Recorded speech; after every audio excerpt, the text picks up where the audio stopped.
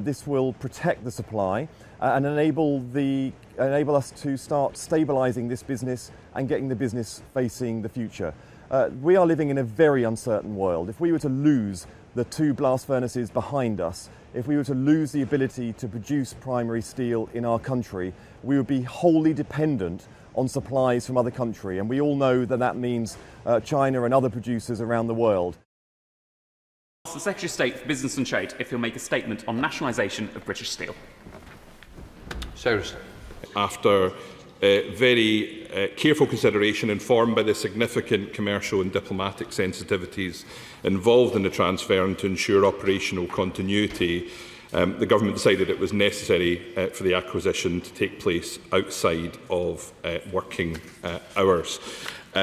Following the assent of the Steel Industry Nationalisation Act, the Secretary of State has taken the decision that it's necessary in the public interest to exercise the powers in the Act to transfer British Steel into public ownership. We've not taken this decision lightly, but we consider that it's the only viable route forward in these circumstances. British Steel is among the largest steel producers in the UK. It is an important capability in the production of several essential steel products which are integral to the construction and maintenance of our critical national infrastructure. I'd like to thank and reiterate the Government's thanks to parliamentarians of all sides for the constructive approach during passage of the Act, and the decisive action today secures British Steel's immediate future, secures steelmaking in support of our steel strategy, and supports the jobs and steelmaking communities that have underpinned the business for decades. Joshua Wren. Thank you, Mr. Speaker. We have a duty to stand by our steel sector, especially as it navigates unprecedented. I would say British Steel is now owned by the people. We will be appointing non-exec directors and a board to take forward the transformation of the company so that it becomes productive, profitable and resilient.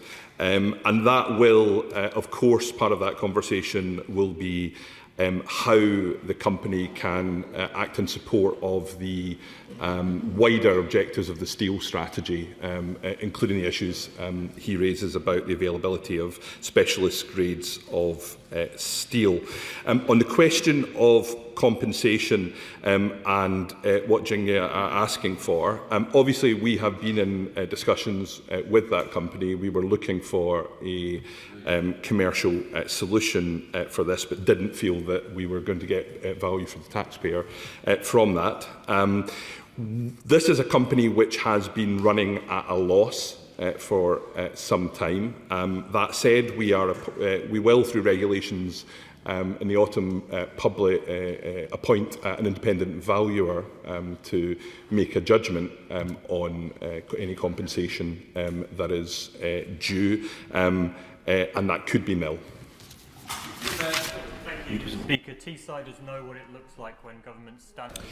Will you be aware that the measures we took were necessary because of the ending of the steel safeguards, and without the measures we took, there was a real prospect of us becoming the global dumping ground for uncompetitively subsidised overproduction. That said, my honourable friend, the Minister for Industry, has been meeting with manufacturers and listening to the types of concerns that he has raised, which is why we've got the transitional arrangements.